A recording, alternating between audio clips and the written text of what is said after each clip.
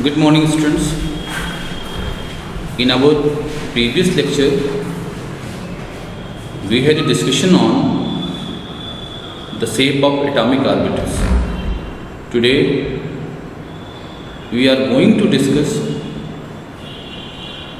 the energies of atomic orbitals present in an atom.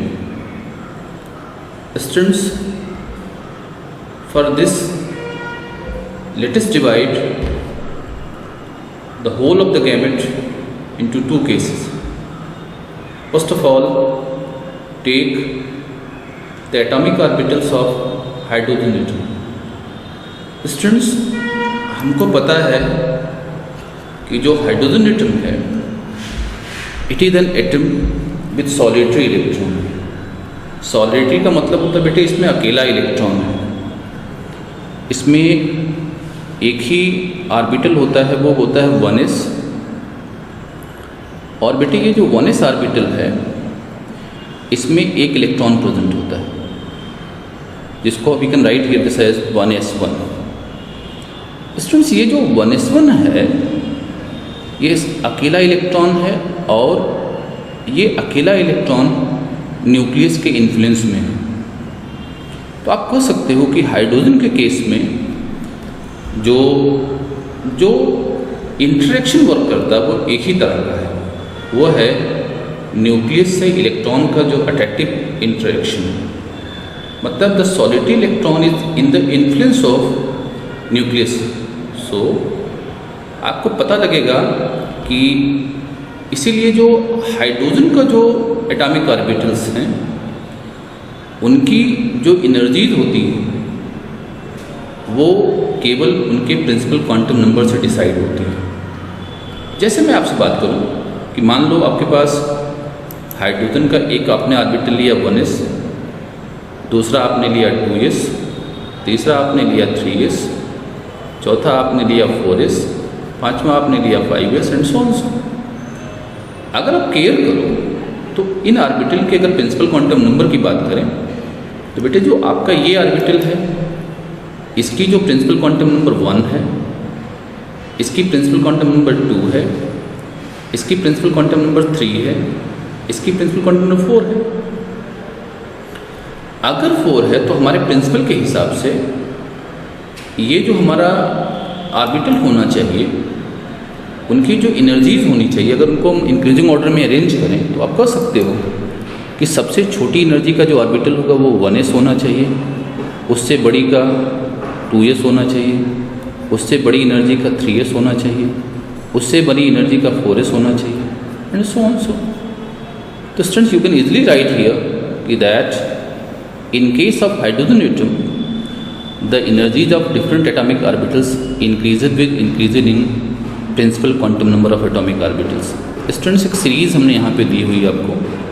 उसमें आप देखो कि 1s की एनर्जी सबसे कम है, 2s की एनर्जी 2p के बराबर है. इसलिए बराबर है क्योंकि दोनों की प्रिंसिपल क्वांटम नंबर सेम है. लाइकवाइज 3s की एनर्जी 3p के बराबर, 3p की एनर्जी 3d के बराबर.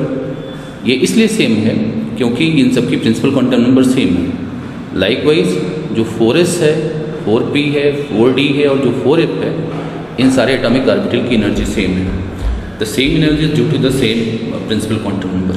तो स्टूडेंट्स, और ये जो ऑर्बिटल हमारे हैं जिनकी बेटे प्रिंसिपल क्वांटम नंबर से वो एनर्जी सेम होती है, उनको एटॉमिक स्ट्रक्चर की लैंग्वेज में हम लोग डीजनरेट ऑर्बिटल बोलते हैं. तो आप कह सकते हो सर कि बेटे ये जो 4 हैं वो डीजनरेट हैं, ये जो 3 हैं वो डीजनरेट हैं, और ये जो आपका 2 हैं जो सेकेंड सेल के हैं बेटे वो degenerate orbital. 2s and 2p is said to be degenerate orbitals.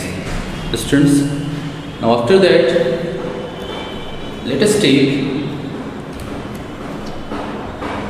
the energies of different atomic orbitals of multi electron atom. तो स्टूडेंट्स, आपको पता है कि मल्टी इलेक्ट्रॉन एटम में एक से ज़्यादा सेल होती है. मतलब जिसमें एक से ज़्यादा सेल बनेंगे. तो स्टूडेंट्स, जहाँ पे जिन सारे एटम में एक से ज़्यादा सेल बनती हैं, वहाँ पर जो आउटर इलेक्ट्रॉन होगा, आप कह सकते हैं जो आउटर मोस्ट इलेक्ट्रॉन होगा, वो उस पर दो तरह के इंटरेक्शन वर्क करते हैं। स्टूडेंट्स, जो एक इंटरेक्शन जैसे मैं आपको कहूँ कि ये सिचुएशन आपके पास है कि मान लो आपके पास ये आपके मल्टी इलेक्ट्रॉन एटम का न्यूक्लियस है और इसके अराउंड ये सेल प्रेजेंट है। बेटे एक सेल ये हो गई, दूसरी सेल ये हो गई, एंड सो ऑन सो, इस तरह से सेल मान लो। तो आपको पता है कि जो आपकी जो आउटर मोस्ट सेल है, ये जो सेल है इसमें जो प्रेजेंट इलेक्ट्रॉन है, this the influence of two different centres. आप कह सकते हो न्यूक्लियस का अट्रैक्शन इस पर वर्क करता है और जो फर्स्ट सेल में इलेक्ट्रॉन जो प्रेजेंट है उसका रिपल्सिव इंटरेक्शन वहाँ पे वर्क करता है। स्टूडेंट्स, हाइड्रोजन से थोड़ी अलग बात यहाँ पर है। हाइड्रोजन केवल न्यूक्लियस के इन्फ्लुएंस में था। यहाँ पर जो मल्टी इलेक्ट्रॉन एटम में जो प्रेजेंट हमारे इलेक्ट्रॉन्स हैं, उनमें जो आउटर मोस्ट इलेक्ट्रॉन है, this the influence of nucleus as well as the intervening electron. Intervening का मतलब हुआ कि जो इलेक्ट्रॉन बीच में जो लाई करने वाले जो इलेक्ट्रॉन है उसके इन्फ्लुएंस में होता है। Due to difference of this interaction working in multi electron atom, staggering of energy of atomic orbitals occurs. जहाँ पर आप कह रहे थे कि प्रिंसिपल क्वांटम नंबर सेम होगी तो ऑर्बिटल की एनर्जी सेम होगी, लेकिन यहाँ पर क्या है कि जो ये दो इंटरेक्शन वर्क करते हैं, एक जो इंटरवेनिंग इलेक्ट्रॉन का जो रिपल्सिव इंटरेक्शन है और न्यूक्लियस का जो अट्रैक्शन है, इसके नाते उस मल्टी इलेक्ट्रॉन एटम में जो प्रेजेंट आपके ऑर्बिटल्स हैं उनकी एनर्जी की स्टैगरिंग हो जाती है। स्टैगरिंग का मतलब होता है बेटे उनकी एनर्जी बढ़ जाती है, अब वो डिजनरेट नहीं रह जाते। तो ऐसी सिचुएशन में स्टूडेंट्स आप समझो कि मल्टी इलेक्ट्रॉन एटम में एक आप टर्म यूज मैं करने जा रहा हूँ कि जैसे आपका जो आउटर मोस्ट इलेक्ट्रॉन है, let we have this is the nucleus, this is the intervening shell and this is the outermost shell, ये हुआ।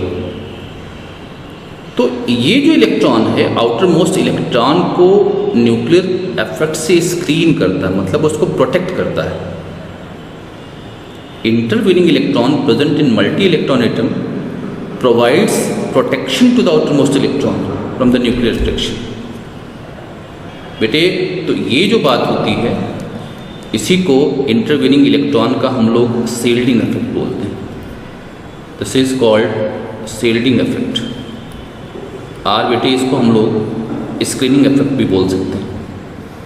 तो आप सोचिए दोनों में डिफरेंस क्या है। तो शील्डिंग जो यहाँ पर है, इफेक्ट जो है, वो आउटर मोस्ट इलेक्ट्रॉन को न्यूक्लियर अट्रैक्शन से प्रोटेक्ट करता है।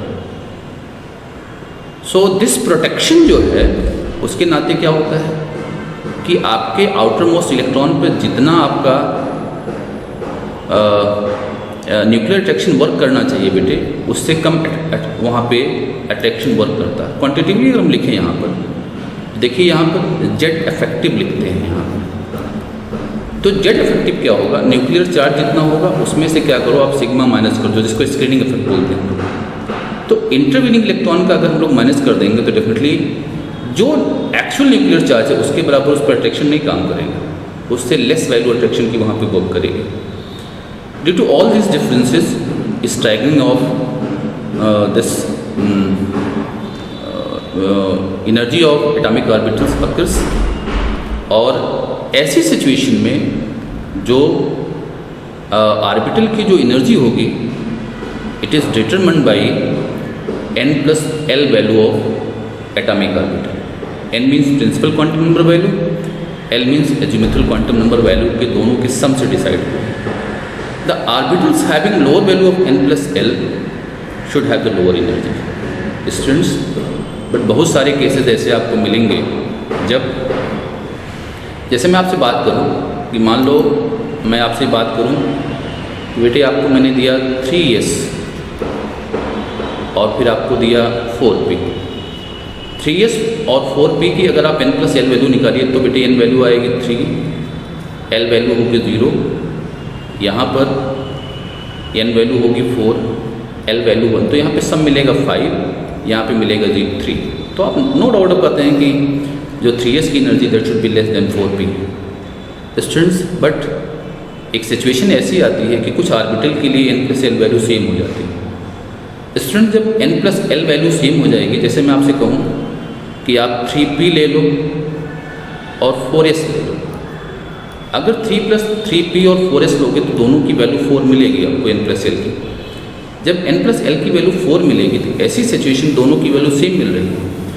Like such situation the orbital which have the lower value of n will have the lower energy. Students, now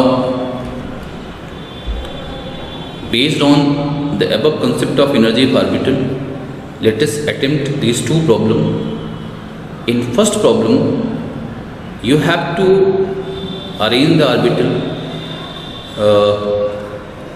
आपको बताना है कि दोनों में से जो सेट ऑफ ऑर्बिटल्स आपको दिए हैं इसमें इफेक्टिव न्यूक्लियर चार्ज किसका ज़्यादा काम करेगा, और दूसरे में आपको क्या करना है कि डिफरेंट जो ऑर्बिटल्स आपके हैं, एटॉमिक ऑर्बिटल जो गिवन है, इनको उनकी इंक्रीजिंग ऑर्डर में अरेंज करना है। Thank you.